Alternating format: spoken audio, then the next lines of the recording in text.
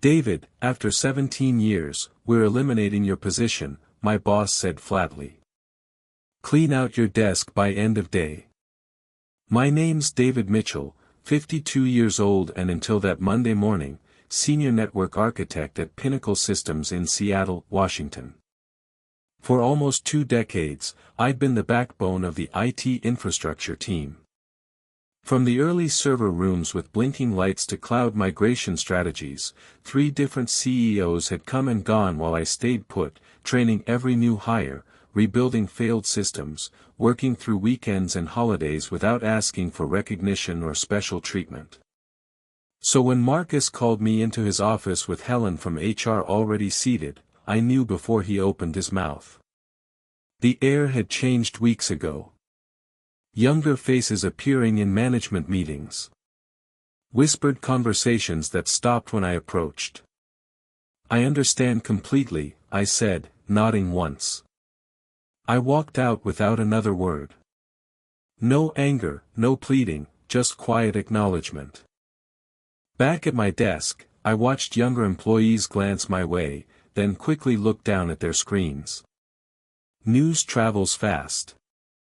Most of them were engineers I'd personally mentored. Good kids, but they had absolutely no idea how our legacy systems actually operated or how the older architecture was integrated with newer platforms. None of them could navigate the custom protocols I'd written or the administrative credentials buried 3 layers deep in every critical system. I began packing my personal items methodically. Family photo. Coffee mug my daughter made in middle school. The small jade plant that somehow survived 17 years under fluorescent lighting. Sarah from customer success stopped by, her face tight with concern. David, I just heard. This is ridiculous. You practically built this entire network. I shrugged. Companies change direction. But without any warning. After everything you've done. Her voice was rising, drawing attention. It's fine, I said quietly. It wasn't fine, but I wasn't going to make a scene. As I was leaving, Marcus stepped out of his office to watch me go. No goodbye, no handshake, just surveillance to make sure I actually left. What none of them had bothered to consider over the years was that I had become the most critical person in the entire building. Not because I was exceptional, but because I was thorough. I documented everything, set up secure redundancy protocols years ago at the request of the legal team during a past data breach. I also had copies. In my car, I sat for a moment, looking back at the 10-story building where I'd spent most of my adult life. The security badge I just surrendered had been renewed 16 times. I started the engine and drove home. They had no idea Thursday would be interesting. I'd been with Pinnacle since it was just 3 floors in a business park. Started when my son Tyler was just entering elementary school. Now he was finishing his PhD. The company grew and I grew with it. Turned down offers from competitors because loyalty mattered to me. My wife Rebecca used to joke that the servers were my mistress. She wasn't entirely wrong. I knew every system, every workaround, every backdoor solution to problems the executives didn't even know existed. The infrastructure I'd built had survived 2 mergers and countless innovations that management embraced then abandoned months later. Marcus became my boss 4 years ago. Young MBA type who called our department technical assets instead of people. He had ideas about digital transformation and agile infrastructure, buzzwords that usually meant doing more with less. At first, I tried to help him understand our systems, the complexity buried under years of growth and adaptation. We need to future-proof our platforms, he'd say in meetings, looking right past me. 8 months ago, he brought in a consultant named Michelle Evans. Expensive wardrobe, firm handshake, Stanford MBA displayed prominently on her LinkedIn profile. They'd huddle in conference rooms, speaking quietly whenever I walked by. 3 months ago, I noticed my access permissions being quietly modified. Nothing obvious, just small changes to administrative controls. I could have protested, but instead I watched, documented. "You seem distant lately," Rebecca said one night as we sat on the back deck. "Is everything okay at work?" I nodded, sipping my scotch. "Just changes, nothing I haven't seen before." But these changes felt different. I was being sidelined in meetings. Emails about system upgrades stopped including me. Younger team members were assigned to projects I would normally handle. Then I found it. A company-wide memo about modernization initiatives that had never been shared with me. It outlined a complete restructuring of the IT department under new leadership, Michelle Evans. My position wasn't even on the organizational chart. That same day, I discovered something else. While running a routine security audit, one of those background tasks no one else bothered with anymore, I noticed unusual patterns in our billing software. Regular transfers to a vendor I didn't recognize, Summit Technical Solutions. A quick search showed it was registered just last year with a business address that led to a WeWork space. The authorized payments had started small but were growing each month. I didn't say anything, just noted it, copied the records, and continued watching. Sometimes the quiet man in the corner sees everything precisely because everyone thinks he sees nothing. The morning after I was let go, I sat in my home office staring at my personal laptop. No alarm had woken me. No commute waited, just silence and the weight of what had happened. Rebecca brought me coffee, placing it beside me without a word. After 22 years of marriage, she knew when I needed space. "I'm going to yoga," she said eventually. "Need anything while I'm out?" I shook my head. After she left, I unlocked the bottom drawer of my desk and pulled out an encrypted external drive, one of several I kept secure. Company policies strictly prohibited removing data, but years ago, when the legal team needed an audit system for tracking potential security breaches, I'd been clear about needing off-site backups. They'd signed off on it, then promptly forgotten. I plugged it in and began reviewing the files, internal emails, meeting minutes I shouldn't have had access to, financial records that normal employees would never see. There it was, a full history of payments to Summit Technical Solutions, nearly $2.3 million over 14 months. The approval chain led directly to our CFO, Victoria Reynolds. I dug deeper, cross-referencing dates and figures until the pattern emerged. The payments aligned perfectly with a series of hardware purchases and software licenses for systems we used company-wide, but the amounts were inflated, sometimes by 18%, sometimes by 25%. Small enough not to raise immediate flags, large enough to add up. I pulled up the business registration for Summit Technical Solutions. The listed owner was Jonathan Reynolds. A quick social media search confirmed what I suspected. Victoria's brother. They were siphoning company funds through fake markup on legitimate expenses. I leaned back in my chair, feeling something shift inside me. Not anger exactly, something colder, more focused. For 17 years, I'd solved problems, fixed systems, protected data. I'd been the reliable one, the steady presence who never caused waves. And they discarded me like outdated hardware. My phone buzzed with a text from Alex, a junior engineer I'd mentored over the past 3 years. "Sorry about yesterday. Total BS what they did. Evans is already moving into your old office." I set the phone down without responding. The pieces all fit now. Marcus and the CFO needed me gone before anyone could connect the dots on their scheme. They probably thought the evidence would disappear with me, that I was just some aging tech guy who didn't understand modern business operations. I opened my email and began drafting a message to the board of directors. Then stopped, finger hovering over the send button.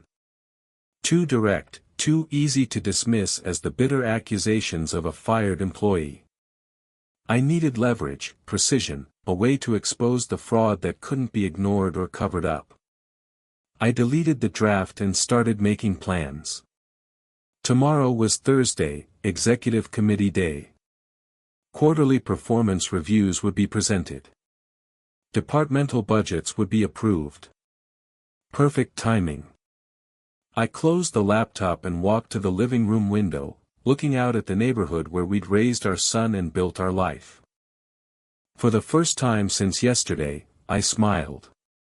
Thursday morning, I sat in my car across the street from Pinnacle's headquarters, watching employees stream through the revolving doors.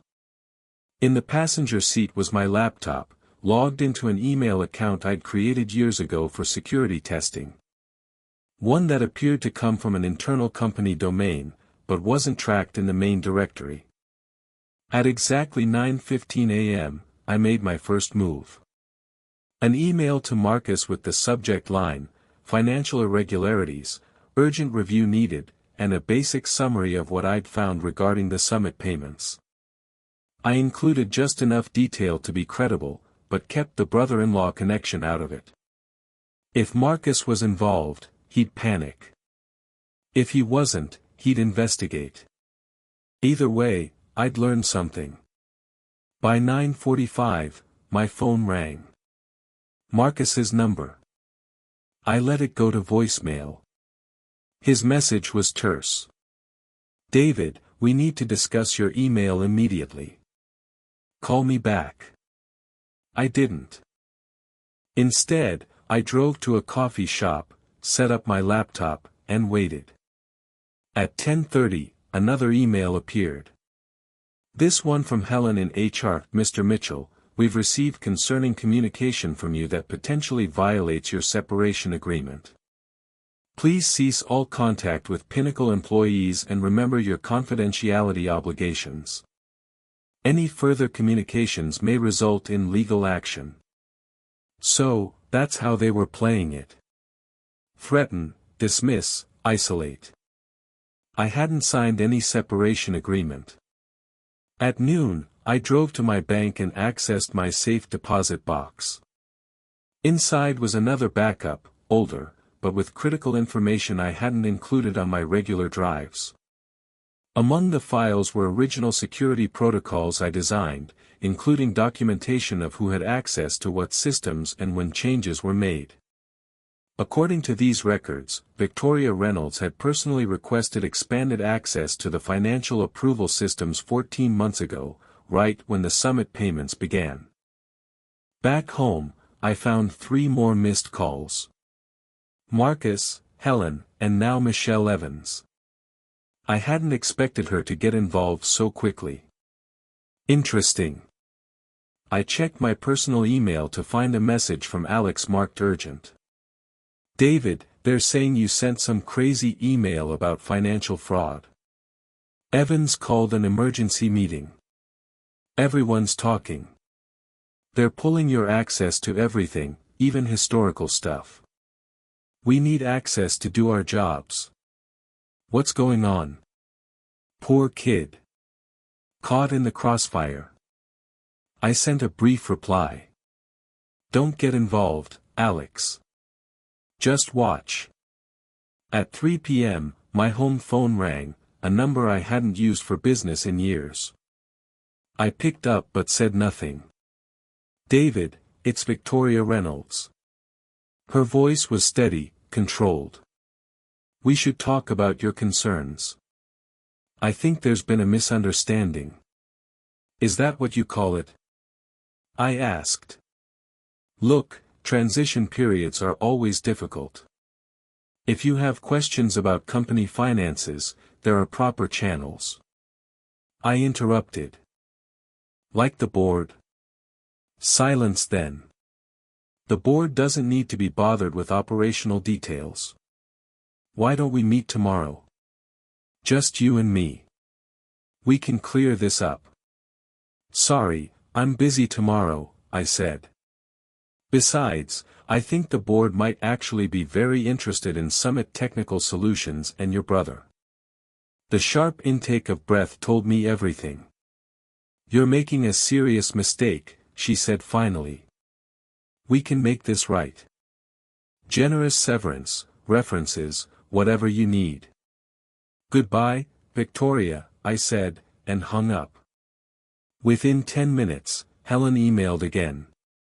Suddenly, my severance package had tripled with an attached agreement requiring my complete confidentiality regarding all company matters.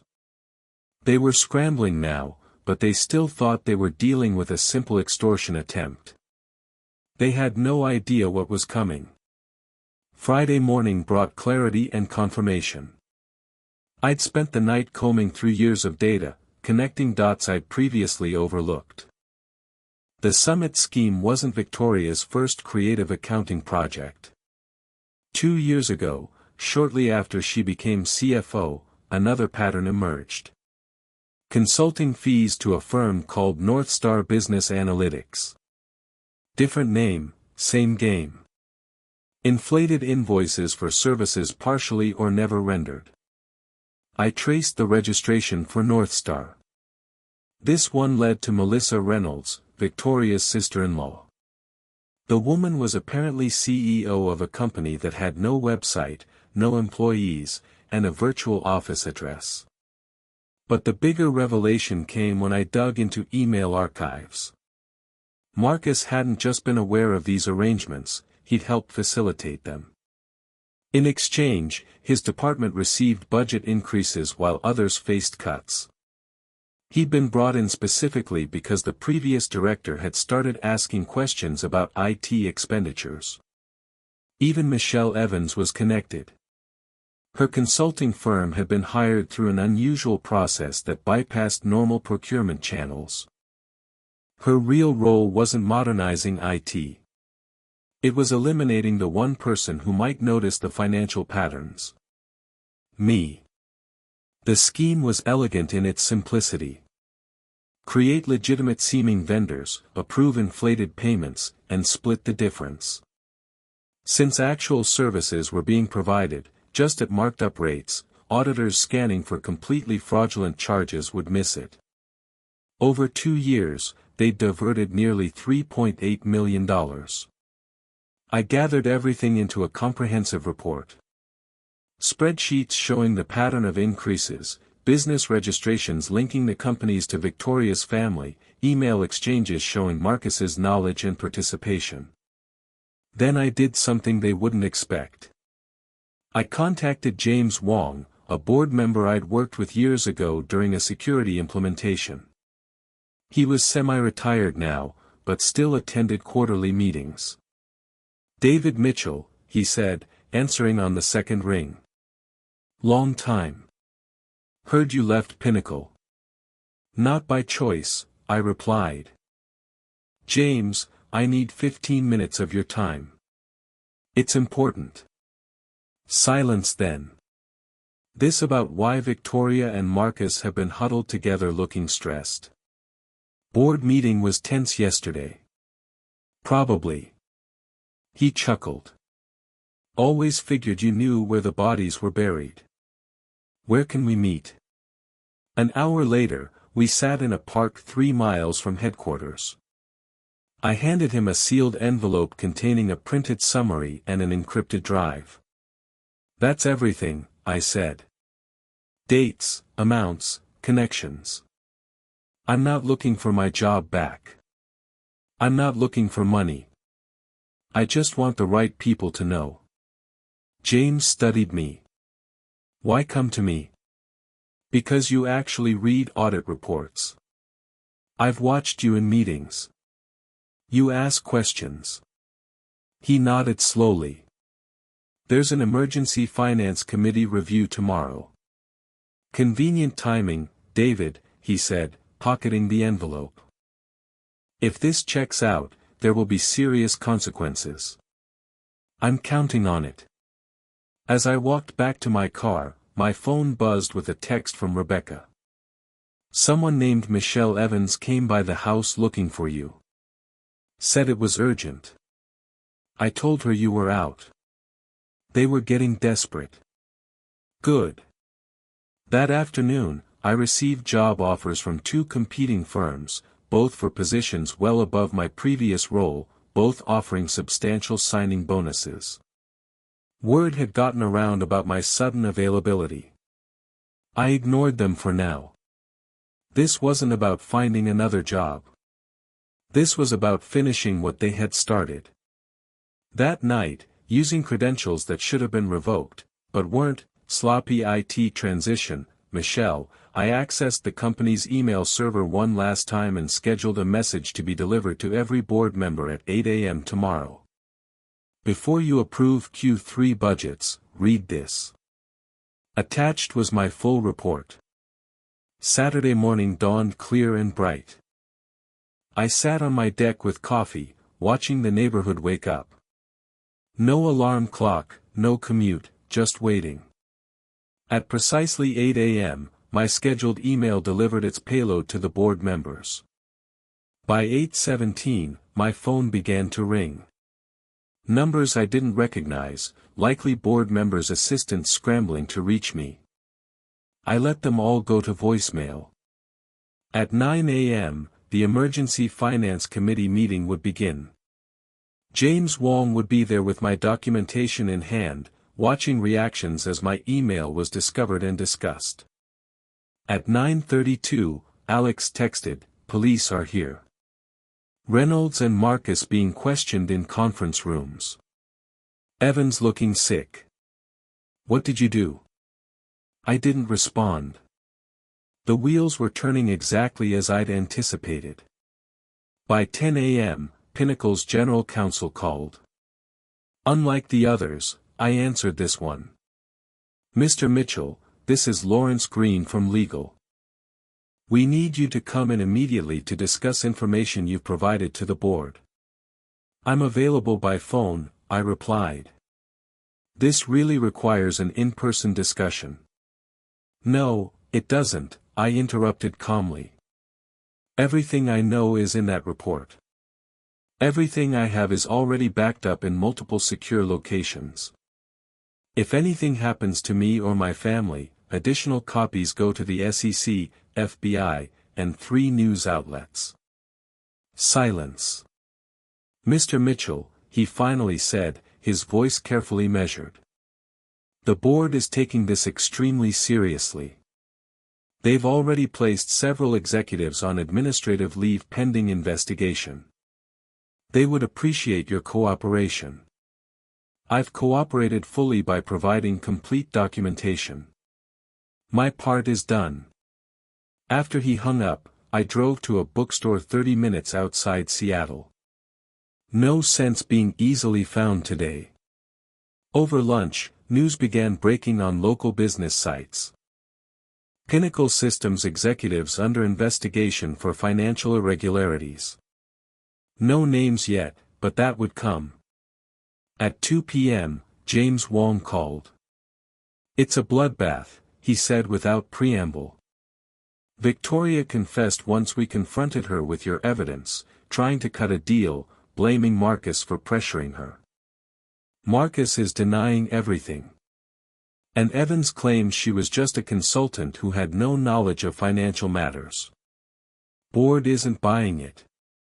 We've suspended all 3 pending further investigation. The forensic accountants are coming in Monday. Early estimates suggest at least $4.2 million diverted over 2 years, maybe more. I nodded to myself. I'd been close. The board wants to talk to you, James continued. About coming back, not just to your old position. They're creating a new Chief Information Security Officer role, reporting directly to the board. I'd anticipated this possibility, but still found myself surprised. I'll think about it, I said. That evening, I told Rebecca everything. She listened without interrupting, then asked, "What do you want to do?" Good question. The revenge part was complete. The people who'd pushed me out were themselves being pushed out, likely facing criminal charges. Justice had been served cold and precise. But returning to Pinnacle meant walking back into the place that had discarded me after 17 years of service. Could I do that? Did I want to? I need time to decide, I said finally. Later that night, I opened my laptop one last time and posted a single message to my otherwise dormant LinkedIn profile. Never burn bridges. Just let them collapse under the weight of their own corruption. Within minutes, former colleagues began reaching out. Word was spreading. The quiet network architect had brought down 3 executives without raising his voice. By Monday, everyone would know exactly who they'd underestimated. Monday morning, I walked into Pinnacle's headquarters wearing a suit I hadn't needed in years. The security guard did a double take, then quickly printed me a visitor badge. "Welcome back, Mr. Mitchell," he said with newfound respect. The elevator ride to the executive floor was quiet. I'd never had reason to visit this level before. Now I was expected in the boardroom. 11 board members sat around a polished table. James Wong nodded slightly as I entered. The interim CEO, previously the COO, looked uncomfortable. "Mr. Mitchell," she began. "Thank you for coming. The situation you've brought to light is unprecedented." I remained silent. "The full extent of the fraud appears worse than initially reported," she continued. "The forensic team has identified nearly $5.6 million in diverted funds. Criminal charges are being prepared." Still, I waited. James cleared his throat. "David, the board has unanimously voted to create a new executive position, Chief Information Security Officer, full executive privileges, reporting structure directly to the board. We'd like to offer you the role." I set my folder on the table. "Inside, you'll find my conditions. Non-negotiable." The CEO opened it, scanning quickly. Her eyebrows rose. "Full audit authority across all departments. Independent budget oversight on all technology decisions." I nodded once. "This is unusual," she said. "So was embezzling $5.6 million, I replied. "That happened because no one was watching. Now someone will be." The room fell silent. "You have until noon," I said, standing. "I have other offers." As I turned to leave, James asked, "Did you plan this all along, David?" I paused at the door. I didn't plan to be fired after 17 years. Everything after that was just me doing what I've always done, identifying system vulnerabilities and implementing appropriate security measures. At 11:47, they called. They'd accepted every condition. 6 months later, I sat in my new corner office reviewing security protocols for the upcoming quarter. The view overlooked the Seattle skyline, a daily reminder of how much had changed. Victoria Reynolds had pleaded guilty to multiple fraud charges. In exchange for cooperation, she'd receive a reduced sentence, still significant. Marcus was fighting the charges, insisting he was unaware of the scheme despite the evidence. Michelle Evans had resigned from her consulting firm and was cooperating with prosecutors. The money had been recovered, most of it, anyway. Enough that the company avoided serious financial damage. My former team now reported to me, though I promoted Alex to run day-to-day operations. The kid had potential. Just needed someone to see it. A knock at my door drew my attention. Rebecca stood there smiling. "Ready for lunch?" she asked. I nodded, grabbing my jacket. As we walked through the IT department, conversations quieted briefly. Not from fear, but respect. These people knew what had happened, knew I could have destroyed the company instead of saving it. In the elevator, Rebecca squeezed my hand. Happy? I considered the question. The anger that had driven me those first few days after being fired had faded. What remained wasn't exactly happiness, more like satisfaction. Completion. I'm good, I said. Outside, the November sun warmed our faces as we walked to a nearby restaurant. My phone buzzed with a message from James Wong. Board approved your security budget increase. Unanimous vote. I smiled slightly. No arguments, no questions, just trust. Rebecca noticed my expression. What is it? Nothing, I said, sliding the phone back into my pocket. Just thinking about bridges. Some collapse under their own weight.